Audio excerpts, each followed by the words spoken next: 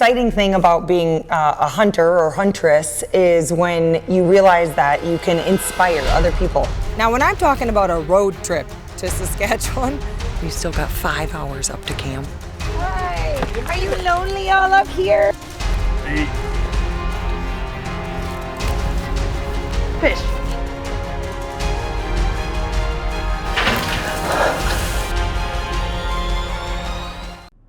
My name is Janna Waller. I'm a skull artist, and every canvas tells a story. I'm passionate about protecting our hunting heritage.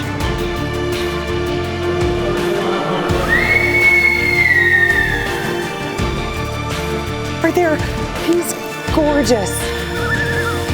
Look at that fish. I believe in giving back to the heroes of this great nation. All right. It's important to show that hunting isn't all about killing.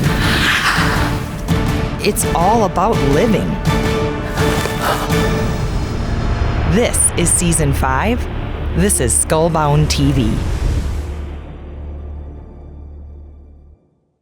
If you added up all the skulls I've done over the years, I've probably done more bear skulls than almost anything, and solely for the reason that anyone who goes on a bear hunt always has the skull. Even if you decide to get it mounted or get a bear rug, you still have the actual skull that's not incorporated into that.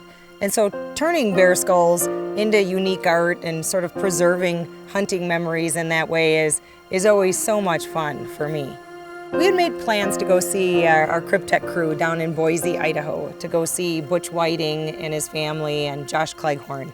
And Butch's 2 girls, Kylie and McKenna, made sure that we got a little beating time in. So I'm here today with 3 budding young huntresses, and this is McKenna, Kylie, and Kylie. This Kylie and this McKenna are Whitings, Butch Whiting, and this is Josh Cleghorn's little girl. And you know, it's really exciting thing about being a hunter or huntress is when you realize that you can inspire other people. And these girls have been inspired to do designs on their own skulls. So what I do is go to the very end line here, and I usually do a line where I can put 1 or 2 at the same time. Now with the holes, you just want to line them up right. You can either line them up like that, or I would on this one probably go holes up. Mm-hmm. And then just try to find, okay, hole up, and to line them up. You've got about 5 seconds to work with.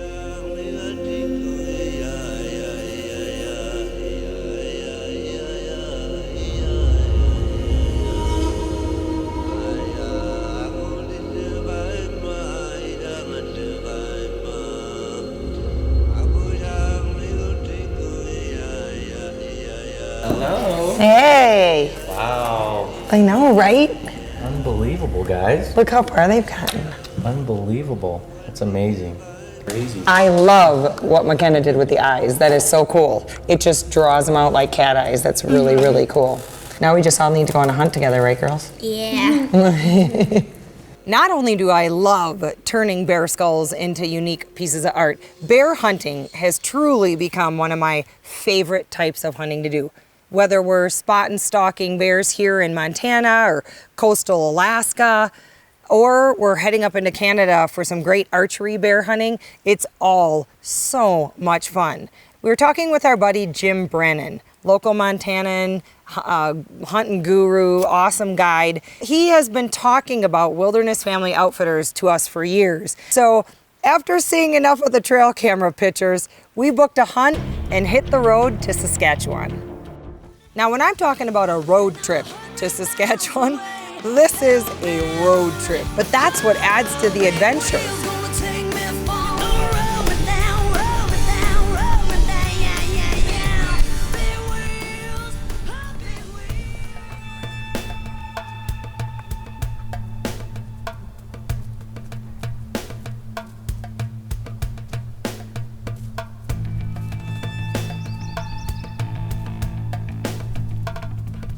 He's a young bear. And he is a young bear and could care less that we are right here. We have not had but one car pass us. We're in the middle of nowhere in Saskatchewan. We've still got 5 hours up to camp. Look at this beautiful bear. This is a gift.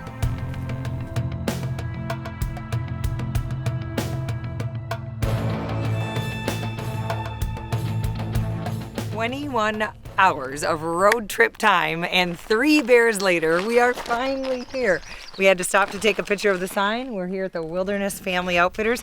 Across the lake, you can see our camp with all the boats in the water. We're so excited to finally have our feet on the ground and be here. Let's go say hi to Jim. Hi. Are you lonely all up here all by yourself? Oh, we got 7 or 8 people. We kicked off that first morning with a fantastic breakfast at the dining lodge and then headed out with Jim to check trail cameras. You know, this is the boreal forest.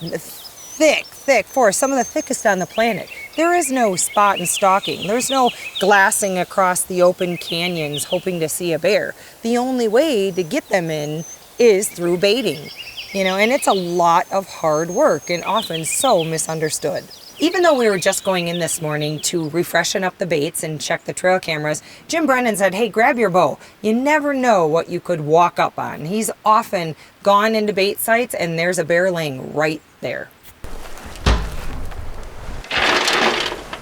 Weeks and weeks of 7 days a week, 12, 14-hour days, just pulling out all the barrels, the chains, the signs, the tree stands, getting the baits going, spraying, putting grease out every day, carrying 40, 50 pounds in usually at a time until they get hit, and then it's just every single day hitting 30 plus baits, just making sure the beers are fed and fighting the mosquitoes. But it's a labor of love for sure, checking the cameras and seeing what's coming in, so it's going to be a good season.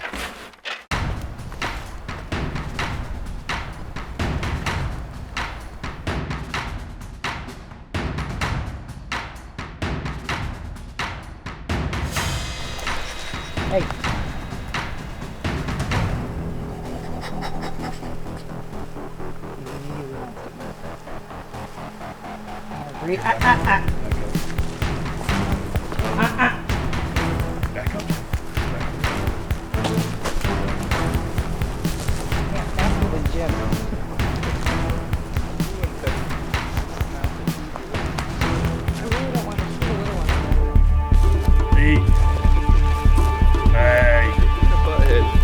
Look at him drooling. I want my bucket and my glove back. Yeah, I was gonna say.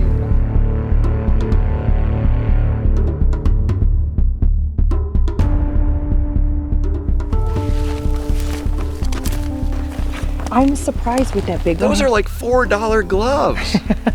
I want my gloves back. I'm really surprised too that he's as brazen as he is with that big one around. Well, that's why he's here now, right away. Yeah, he won't knows get a this chance is to it. eat. Yeah. Yeah. That big one in the sour around somewhere, but he was literally laying 100 yards away. Like Jim turned around, he's like, there he is. Like, Jan, turn around and shoot that bear. See how excited he gets? He took 5 Turn around minutes. and shoot that bear. It took 5 minutes. You know, here we are just checking a bait with Jim, and that's why I brought my bow. You never know. That could have been a really nice big bear on that bait like that. You just never know. We're gonna hit the water, do a little bit of fishing, and come back and sit right here. I've been fishing for pike my entire life. I'm from Wisconsin. I've gone up into Canada many a times for northern pike fishing, but never on a fly rod.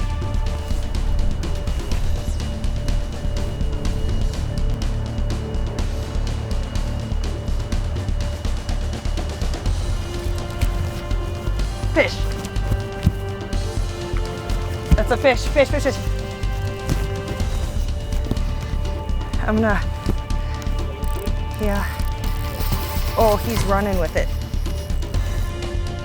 Nice work. Oh, it's a nice fish, Jim. On a fly rod? I don't know. Oh.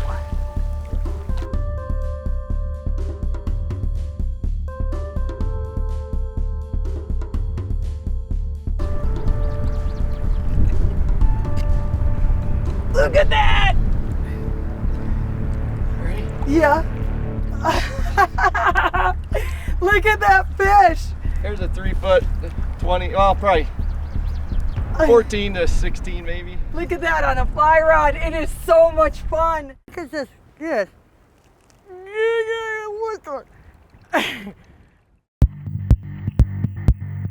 All of the other archery bear hunts I've ever been on, we've always been up in tree stands. But this time, on this hunt, we wanted to do something different. We wanted to be on the ground, in the action, and it just adds a whole nother dimension to the hunt, especially when you're going back into a bait site where you just had a major encounter. It's a little nerve-wracking sitting on the ground when this morning that brazen young bear was here, but we've got bear spray just in case and keeping our eyes open. There's 2 nice bear hitting this bait. We checked the trail cameras this morning, so hopefully one of them will come in.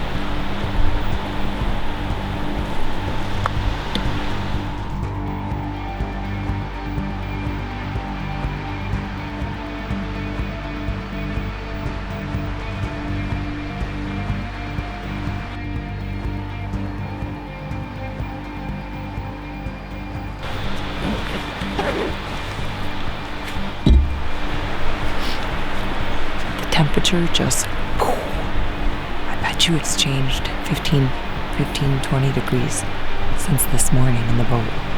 You can just feel the cold air coming in.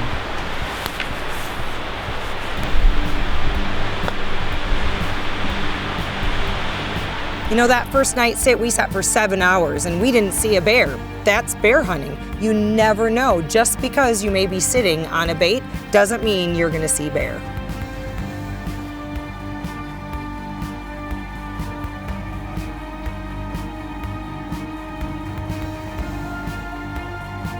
Man, the weather was changing on us by the hour. There was a 50-degree temperature swing from one day to the next.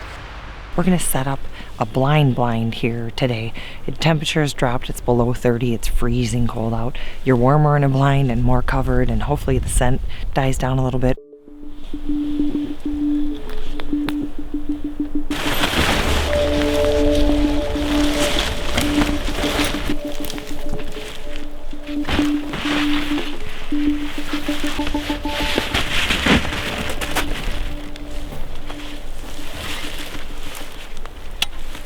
Sure enough, that brazen bear from day one shows up. You know, he came running on in and gobbled up the food as fast as he could. The reason is he knows that big boar and sow are in the area, and big bears often kill smaller bears. They're very territorial, especially during breeding season. And that boy had his nose to the wind. He kept looking around, and sure enough, he stuck his nose up high and boom, took off. He knew something else was coming.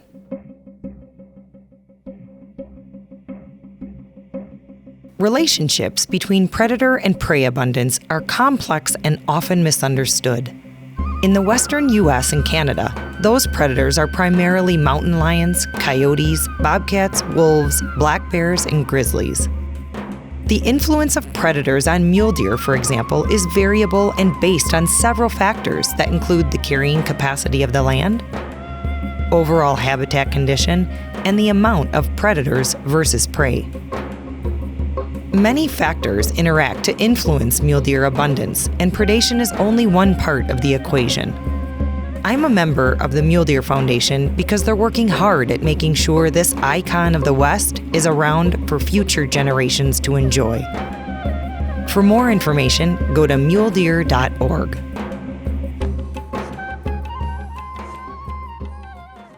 Sure enough, just minutes later, something brushed the back of the blind, and by the time we got the camera turned on, that big sow was out in front. When that sow suddenly took off, I knew that big boar was coming in.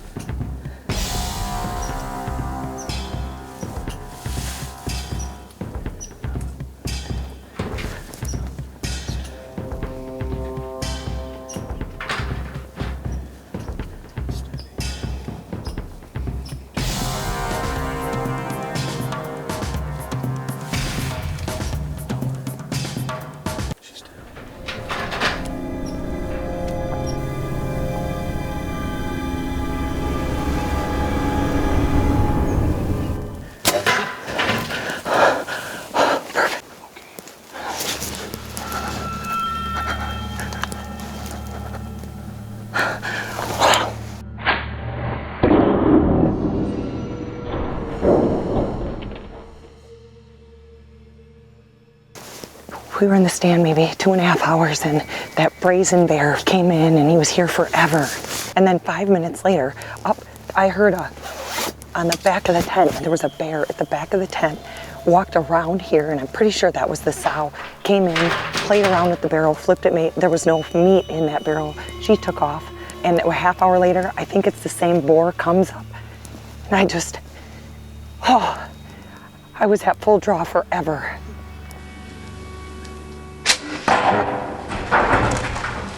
This is where that brazen bear is, and it's pretty thick.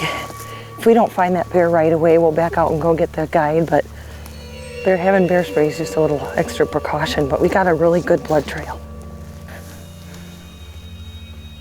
Yes, he did not go 30 yards. Oh my God, look at this bear's noggin. Look at this. Look at that bear. He's beautiful. Look at this head. I'll tell you, bears are gorgeous animals, but they do a number up here on the moose population.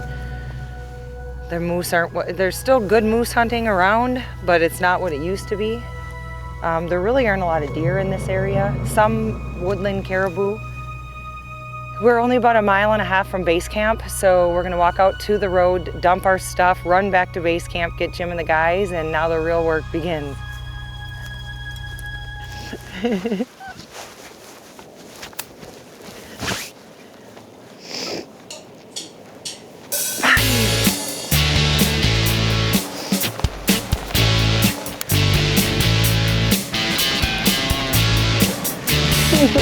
Yay! Thank you, I'm so happy. It's the boar. And I could have shot the sow, and I could have shot brazen, and I didn't. Oh, it's the big boar that Yeah, was in after? yeah. Look at him. This is a good one. Yeah, he's beautiful. That's awesome. Yeah. Have you guys ever eaten bear? No. Oh, we're so eating bear steaks tomorrow. There's a plethora. We saw snowshoe rabbits at the bait. We had ravens at the bait. We had a squirrel fight. Oh, and that sow came in, and she went, like she tried to get the squirrel. It was really funny. And then time went by, another half hour, I guess, and all of a sudden I said, Chip, he's coming, he's coming. And he was right by the bait. Like, I never saw him come in at all. He was at the bait, right there. And he walked behind the baits, and there was a time I could have drawn on him, but he was so cautious, I was really afraid to make any noise. And he walked behind the bait, came perfectly in front, sat down for a second. I was at full draw for probably a minute.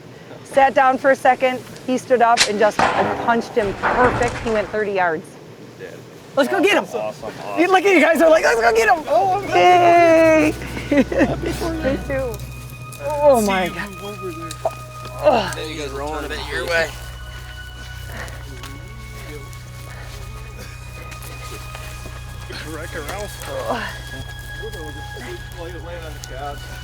Well, these forest floors are so mossy, and we're just trying to clean up the hide a little bit before we start skinning. So much preparation goes into the hunt, you know, even beforehand, especially on this type of hunt. Way up north when you're baiting, there's so much work beforehand, getting the sights all ready, baiting every other day. But then even after, once you release that arrow, there's so much work after. The skinning is a lot of work, taking care of the animal, getting the meat cuts off, taking care of the quarters. We're gonna take these quarters home and smoke them. We're taking up the back straps right now, beautiful cut of meat. And I'm gonna take them into the kitchen and have Ruben work his magic on them. And tonight we're gonna be all dining on bear back straps. Well, it's been a real pleasure to have you guys here, and I can hardly wait to serve this to you. A lot of our camp staff, the first year here, they have never had bear meat before, and I'm really looking forward to them trying it and see how we all enjoy it. Nice, I cannot wait. Let's get her done. All right.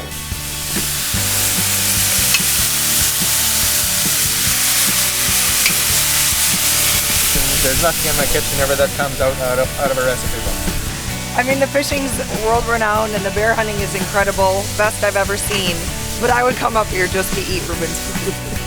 We'll leave it on there for half an hour. I'm going to turn it in between, and we'll enjoy some delicious beer. All right.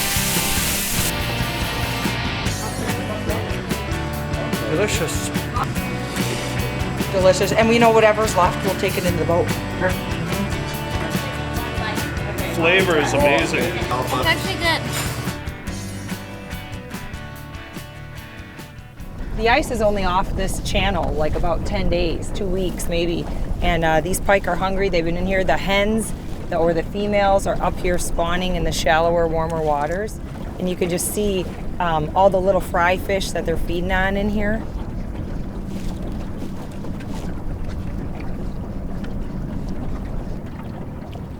Fish! Fish! Fish on, baby! Oh, there he goes. And he doesn't even know he's hooked yet, I don't think. Ooh, look at him, look at him, look at him! Oh! Oh, look at that fish! Ooh! This is going to be my biggest pike ever.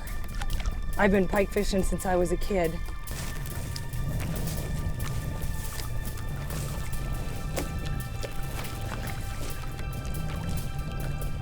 Oh, what? No, look at that. Look at that fish. Ready?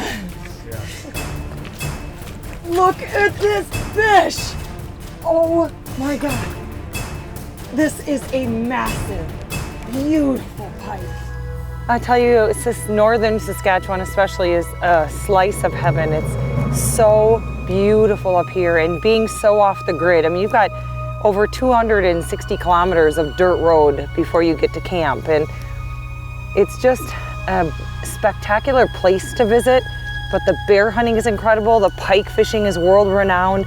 Wilderness Family Outfitters is top notch.